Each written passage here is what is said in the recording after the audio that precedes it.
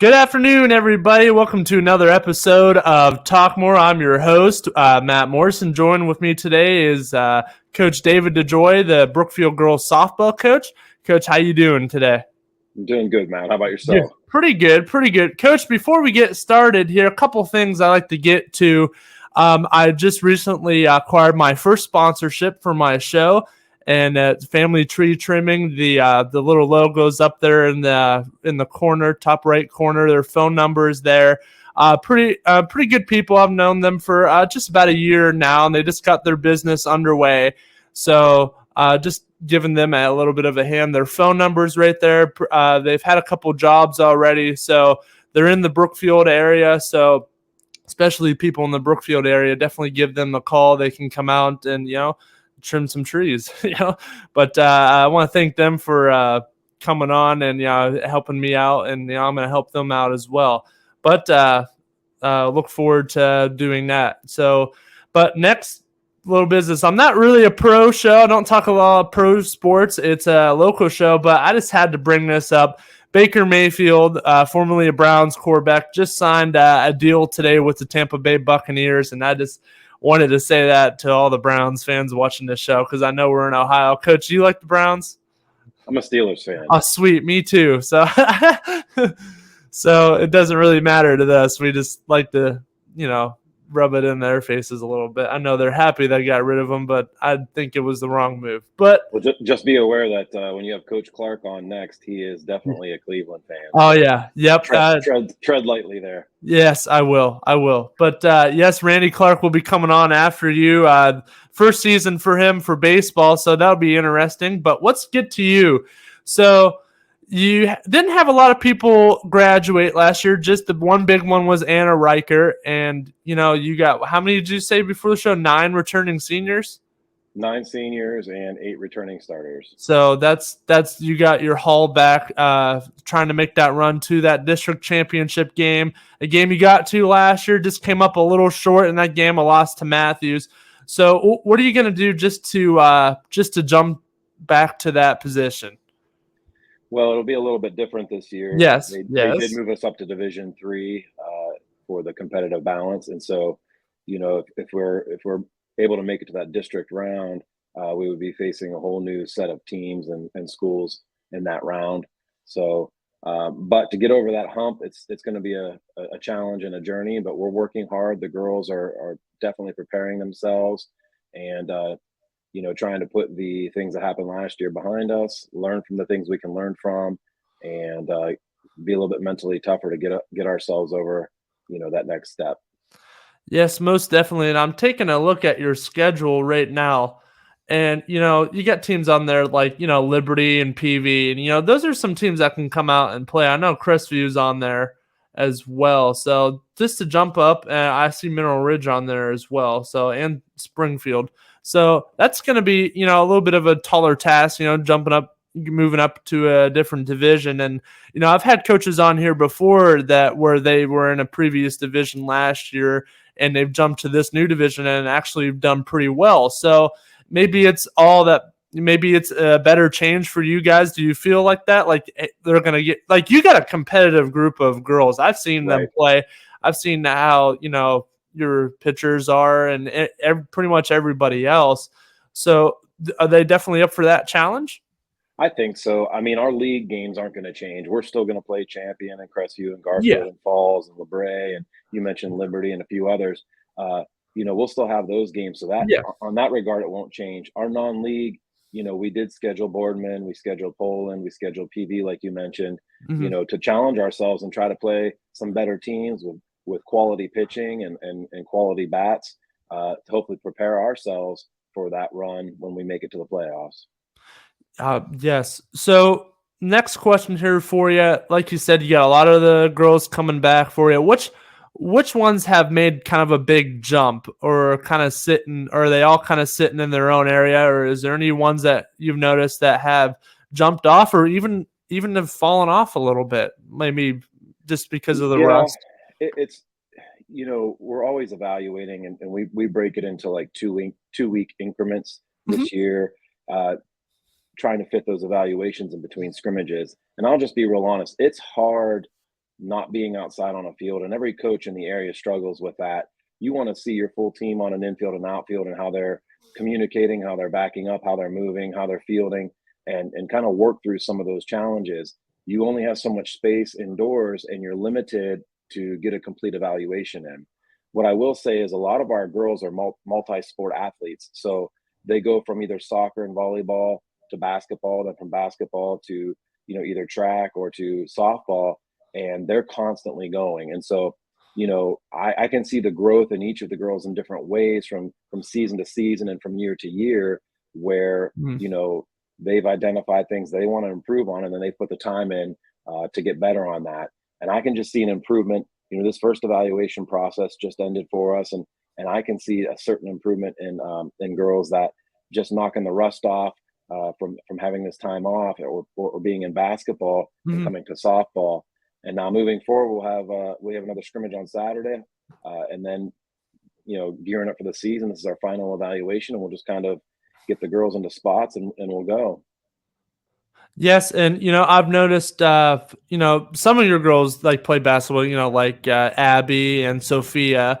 So like I mean, I've seen them last year. They transition pretty well into the softball season. Like they're ready to go. They're well conditioned.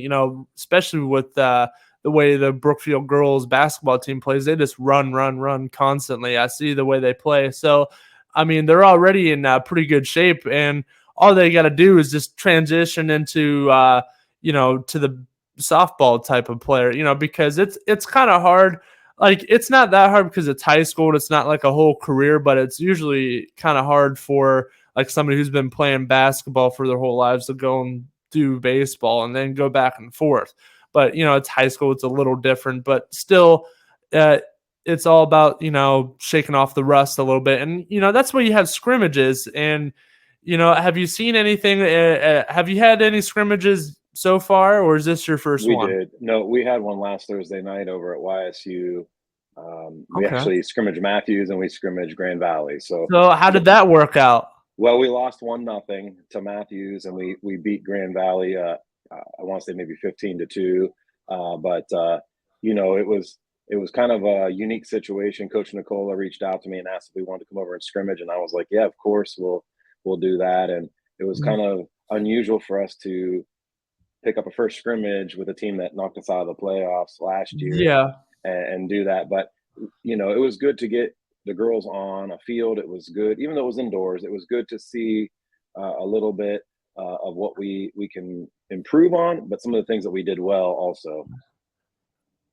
And what a better way to kind of shake off the rust a little bit against a team that you took on in the district championship. And wasn't it the same score, 1-0? No, I think last year it was maybe 8-2 or something like that. Oh, okay, okay. Yeah, But still, you have the rust, so you gotta shake the rust off the bats and yeah. the catcher pads and stuff. So that it's nice to do that. Can I have that rematch? I've seen teams do that a bunch of times. Play the team that you just lost to, just to end it, or even you won against to end the last season. I think that's a great way to start because you can definitely see what you've done in that previous game to now and see where they're at as well. Right. So, and then, it looks like you shook it off a little bit and then you came out in Grand Valley and, started hitting a little bit better. Maybe the nerves were out a little bit and, you just started playing ball. So it's just like nothing happened. It's always that first scrimmage or so, those first couple scrimmages where you come in, things aren't clicking right away and you got to figure out some stuff, like some things aren't working, like your catchers aren't getting the throw off, or outfielders are falling asleep a little bit. Have you noticed anything like that? Well, I will say, to me, softball is a game of great detail. And if you can go out and play, but to play at an excellent level, we have to pay attention to details. And like you said, throwdowns. Our catchers haven't thrown down in a while, so we've been working that. That's something we can work on in the gym, Hmm. and so we've been spending time doing that. And I'm seeing growth and dialing that in little by little. We have two girls that will catch for us this year Hmm. that are incredibly strong. Katie Gibson's our senior, and Ariana Jones. Listen, she's a tremendous athlete and player. Yes. You know, uh, I'm trying to get her to understand that she could play any position on the field and do it well. That's how gifted she is. I just think sometimes with these young ladies, they don't see themselves that way, and that's part of my responsibility to try to get them to understand that, yeah, And I could throw you anywhere on the field and you can handle it. yes, and a girl like Ariana Jones, man, what a bat she has. She can hit Yeah, it pretty good. I've noticed last year, the other girl I noticed, I mean, Abby DeJoy, your daughter, I mean, no wonder. yeah, She can hit pretty good, and Sophia can as well. Had a couple big hits last year, but Ariana Jones was another one that was just up and coming. And I don't think there's a couple other girls that I've seen in total that could hit like that. And I've caught a little bit at the college level. Like she's hitting right there. Like she can hit and she can, like you said, play wherever you want to put her.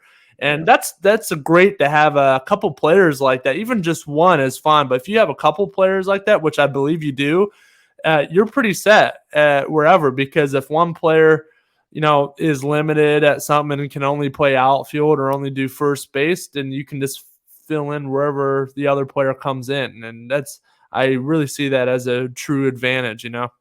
absolutely. We had some other girls that really contributed with their bats last year. Sammy McInerney came on, Yeah. about a third of the way through the season, and just, she got into the lineup because of hitting well in a couple of games that we put her in, and she never looked back. Mhm. Janae Pugh also did Mhm. well. Katie Logan did well for us. Yes.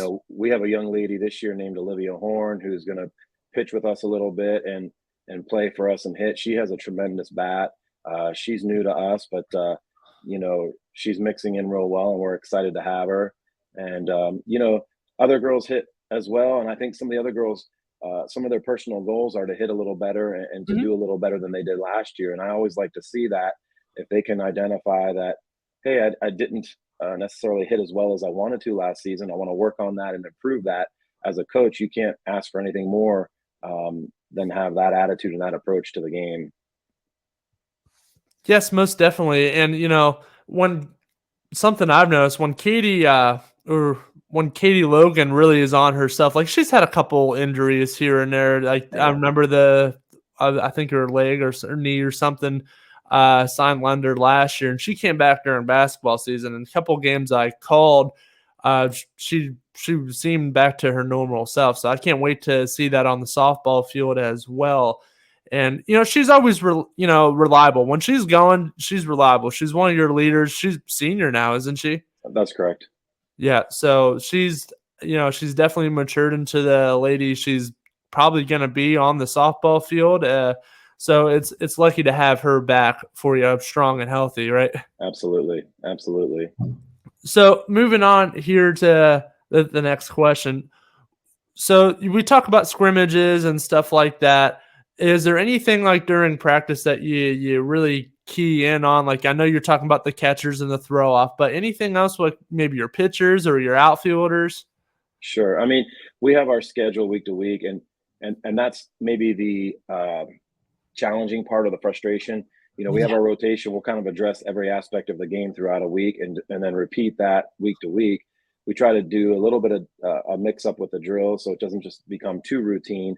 But Mhm. being inside, you're trying to deal with the pitchers, working their communication with the catchers, working with the infielders on their bunt coverages and the things we're trying to do defensively, and then the outfielders for their backups, their cutoffs, their relays, all the things that they need to focus on. Offensively, you try to work on your bunt, you try to work on your hitting, you try to work on inside, outside, high, low. Try to lay off of the chase pitches and identify the rise balls. You work on all those little details to try to put the girls in the best position. So when we can get outside, we can get on the field, and when we start playing games, that hopefully clicks and registers. Oh yeah, that's what coaches were talking about when they said we're in this scenario or this situation, and they can identify that and play the game at a quicker pace. The more we can do as coaches to prepare our girls to identify situations and know what to do game time, the faster they can play, and the faster they can play, that's just a competitive advantage for us. Hopefully, as we move forward.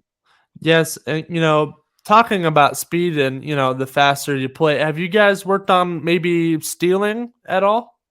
Yeah, we're working a lot of agility things and cone drills and ladder drills and things like that to try to improve our lateral movement in the field, our explosiveness, but also on the base paths. we work base running on the inside as well, lead Yep. offs and that sort of thing. So yes, we've covered that, during our practice times. Yes, yes. Now, this is not a knock at the game of baseball at all. I love the game of baseball, but softball, I mean, you really got to be on your toes a little bit more because you're not going 90 feet. You're only going, 60. 60. So, Yep. so it's a little that infield has to click real quick because a ground ball could easily be a single in softball. So, and you got a little bit. I mean, the ball's a little bit bigger, and it's. I mean, you got to whip that over there, and in the speed of fashion. I mean, it definitely makes your competitiveness at a higher level. Because if that ball, if you take more than a second than you normally would, that runner more than 9 times out of 10 is going to get the first. So, have you worked on things to work that out? Have you maybe like any type of shifts or anything like for different batters, like moved the infield a little bit more in or a little bit back? Well, I don't want to say too much, but we do a I know, little I know. bit. I won't. You don't have to give me your We whole do a game little. plan like that, but have you kept an eye on I'll stuff like that? I'll say this to you. We joke with a baseball player sometimes, and I was a baseball guy too before I was a Yeah. softball guy. But we joke a little bit that in baseball you can catch that grounder at third, you can tap the glove a couple times, and then set your feet and throw it across the diamond and still get that out at one. Whereas in softball, it's catch and release. It's catch, exchange, and get it across, to first base, or you're Yeah. you're not going to have a chance to get that girl. So I mean, depending on what we're calling pitching, I'll just say a kind of a generic answer, but depending on pitch calls and what we think the opponent's going to try to do, we'll set up our defense a little bit differently. We don't really have a shift or anything like that, but we Yeah. will try to play the percentages as far as where we think a girl's tendencies are. If she's a pull hitter, then we'll set up for Yeah. that. If she's always late, then we'll set up for that a little bit. That's where But I yeah, was just getting at. I yeah, didn't want you to give me your game plan. no, generally speaking, and I think most Yeah. coaches have a similar approach. They may communicate it differently or implement it differently, but yeah, we have our system that we have in place. So that's the way to be, honestly. And moving on here, a couple more questions for you, and we'll get you on your way. I've noticed from the games I call last year, like you got a very vibrant group of girls, always playing music in the dugout and stuff like that. They're always having fun. So, is there any way you incorporate that at all? Like, do you just let them do their own thing, or do you, kind of stuff like that? As far as the music playing, Or just any type of fun stuff, like, yeah, like fun well, routines you incorporate at all, or is it just the music or anything like that? no, we certainly try to keep it fun for the girls because when girls are having fun, they play better. I think, um, you Yeah. know, I feel like boys have to win to have fun, girls have to have fun to win, and that's kind of my personal take Oh, on I get things. it. Oh, And yeah. so, you know, coaching boys is a little bit different than coaching girls in the way you approach it. But we have a tremendous group of young ladies. They come from good families. They're mature. Mhm. Uh, they're responsible. They're all great students. Um, they're the type too, especially that senior group. It doesn't matter the sport, and I've said this before, they want to compete. If you give them the tools and the scouting reports and our game approach, it doesn't matter if it's basketball, soccer, volleyball, pick the sport. These girls, once they hit the court, once they hit the field, they're ready to go, and they want to enjoy themselves with their teammates, and they want to compete. And so, in a lot of ways, I don't have to do a lot of motivating for them. Um, from external ways, they are very intrinsically motivated where they just want to get out there and go. You just you just kind of sit back and kind of guide them in which ways, and that's the way be. I've noticed that a lot. Like they'll come to you with stuff, and you help them out, and I mean that's essentially what a coach does. But I mean you've done that to the highest extent, and these girls definitely appreciate what you do, and you kind of serve as that mentor role for them and kind of turn them into their own mentors. Have you kind of seen that at all? Older girl, like the seniors mentoring, like you said, you had a couple of freshmen come in. Have you seen that at all? On some levels, yes. And and every coach has a little bit different approach. Hmm. When I Definitely. started years ago as an assistant with Brookfield before I became the head coach, I always felt a little higher responsibility than just wins and losses. I mean, of course, I'm a competitive person. I want to win every game we can. I want our team to go as far as we can, but I feel a higher responsibility to these young ladies. Uh, you know, we don't know the pressures and the things that kids face on a day-to-day basis, whether it's at school, at home, on the job, even with friendships in athletics. And so I try my very best to be an example and a role model, to let them know that I'm there for them. My wife is there for them to help them with anything.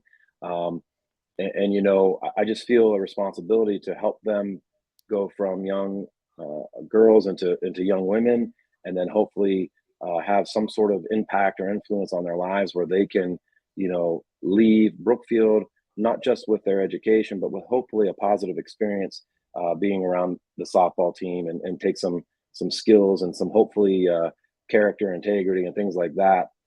Whether they go to college, whether they go to the workforce, or whatever they decide to do with their future. Yes, and before we send you off here, I want to thank you for coming on here and talking with me. But what are your final goals and expectations for this year? Have you Yeah, set the ladder high with the new division, or you just kind of playing out to see what happens? no, I mean, we look, and the girls look at it too in our gym. Our softball program has been around since 1976. That was the first year it was established. In all those years, they've never won a league title. In all those years, the softball program has never won a district title. You know, not that we want to say the district is our end goal. It's certainly not. We want to go as far as we possibly can go into the state tournament. Um, Nothing you accomplish or set out to do is ever easy, and so we have to prepare ourselves physically, mentally, emotionally, and in every aspect to try to take those next levels. So our goals, this year, hopefully we get there. We want to compete for a league title. We know we have Champion and a bunch of other quality programs that have uh, long history and proven track records of success. And our goal is just try to put ourselves up there with them, and hopefully, you know, try to win that league title. Hopefully, try to win that district, and then see what happens after that. I've heard other coaches say it, and Jeff from South Range say it the other day. Once you make it out of the districts and you're into that state tournament, everybody's 0-0. It doesn't Mhm. matter your record. It doesn't No. matter, maybe a game you slipped up on, or maybe an upset you pulled off. You get to that regional round, and you're just looking to win one game at a time and go as far as you possibly can. And that's kind of always been our approach, even during the regular season. One out at a time, one inning at a time, one game at a time, and just try to tackle it bite-sized pieces. And hopefully, at the end of the day, it all adds up to a successful end. Yeah, yes, indeed. Well, Coach, I want to thank you for coming on here and talking with me. We'll have to bring you on here again some other time, but I'll let you get on your way, and good luck to the season to you. Thanks for having me, Matt, and congratulations on your sponsorship there with Family Tree Trimming. Thank you. Thank you. Appreciate that a lot. So, all right. Have a good day. You as well. Take care. All right. Bye.